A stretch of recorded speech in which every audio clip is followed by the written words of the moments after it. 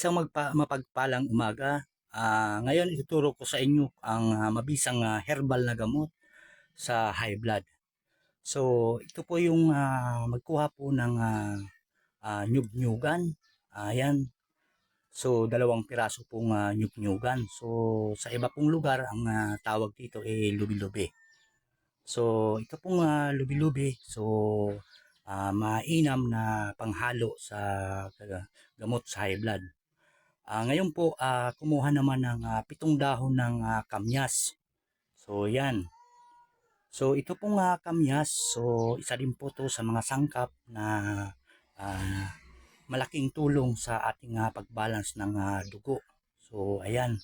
So, ang kailangan po, yung sariwang dahon ng kalamyas. So, ayan. So, hindi naman po masyadong mura. Hindi naman masyado tandang yung dahon. So ang pangatlo pong sangkap natin yung dahon po ng guyabano. So ayan, so 7 dahon din po ng guyabano.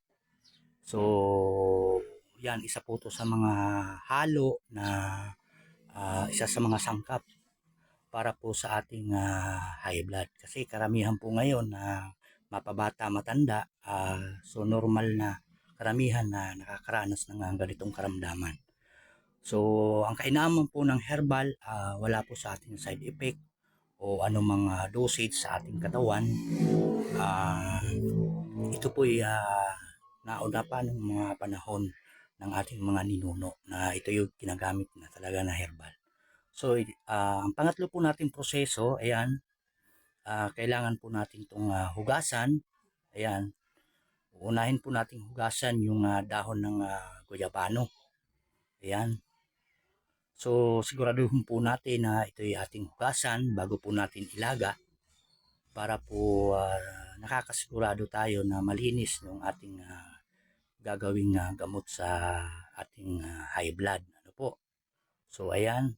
So, kasi po marami ding mga alikabok o mga anumang insekto na maaaring nakadikit dito sa ating leaves ng guyabano. Ayan.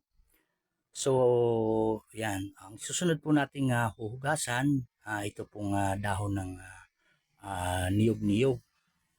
Ayan. Lubi-lubi. Dito po sa aming probinsya, kalamitan pong tawag dito ay lubi-lubi.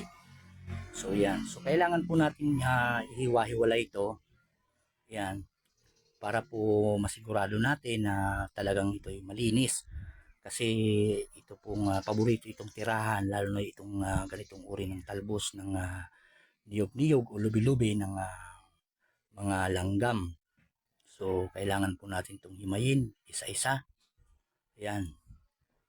So, ito po, marami kasi sa atin na gumagamit ng mga herbal na karamihan, minsan isang lagaan lang.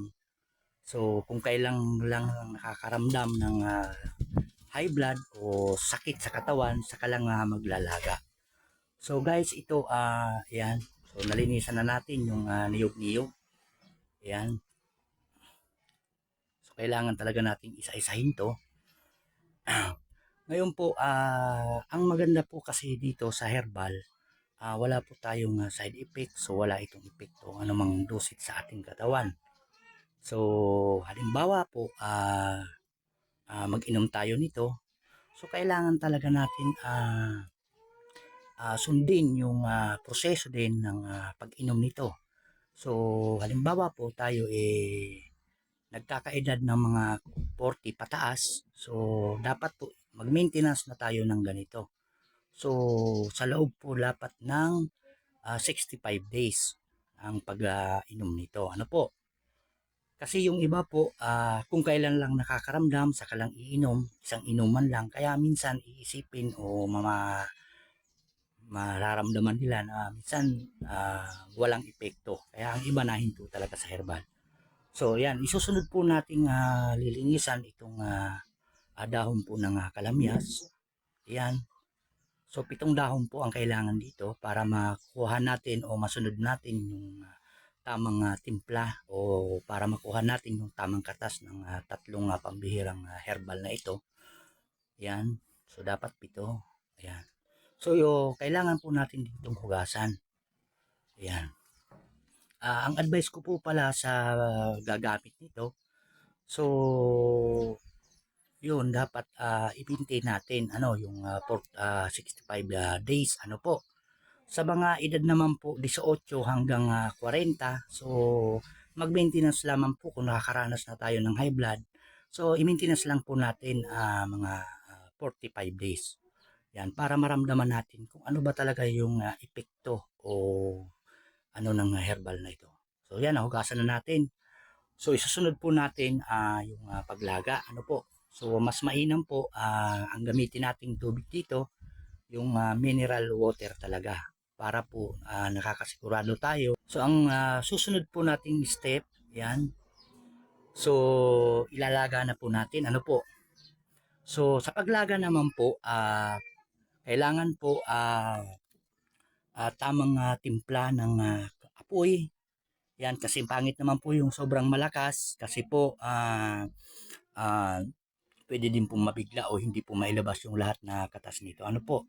O yan, so ilalagay na po natin yung tatlong pambihirang herbal. Yan, so kahit po hindi na natin ihiwa-hiwalay, so kahit yan, gagaya po ng itong ginagawa ko, basta ang mahalaga po mailagay siya lahat sa loob. Yan, so isusunod na natin itong talbos po ng niyog-niyog o lubi-lubi. So ito po may timer din tayo dito. So ayan. So ang timer po ng pagluto po natin ito 20 minutes. Po? Ayan. Kasi po para makuha natin lahat yung nutrients o yung katas ng tatlong pambihirang herbal na ito. Yan. So dapat po 20 minutos. Po? Ayan, so ayan, bubuksan natin yung apoy. Ayan, yung yan. Yung timpla po ng apoy, yung ganyan lang. So para lang po tayong kumbaga nagpapalambot ng baka. Ayan. So yun, nakuha na natin yung tamang timpla ng apoy. Ayan. So kailangan na po natin itong takpan. Ayan. So tatakpan na natin ito. So maghihintay na lang po tayo ng 20 minutes. Po? Yan. Para po sigurado tayo na 100% na itong gusto natin na katas ng tatlong pambihirang herbal na ito, 100% po na makuha natin. Kaya yan. So ito na po, pagkatapos ng 20 minutos, so ito na po yung itsura niya. Yan. Yan. So para po sigurado naman yan, nakakuha na natin. So, ilalagay na po natin sa malinis na pitchel at sasalain po natin. Po? Yung susunod po natin ng step. Kasi para po 100% na malinis talaga yung ating nilagang herbal. Po?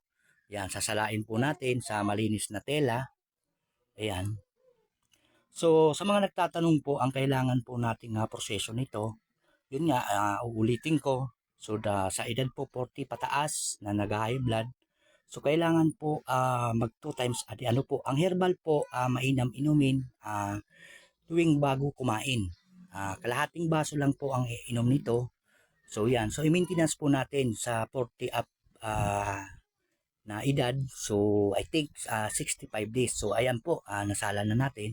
At yung mga 18 pataas naman po, 40 pababa, yan, so mga 35 days lang po o 45 days ang inom nito. So ayan po, nasala na natin.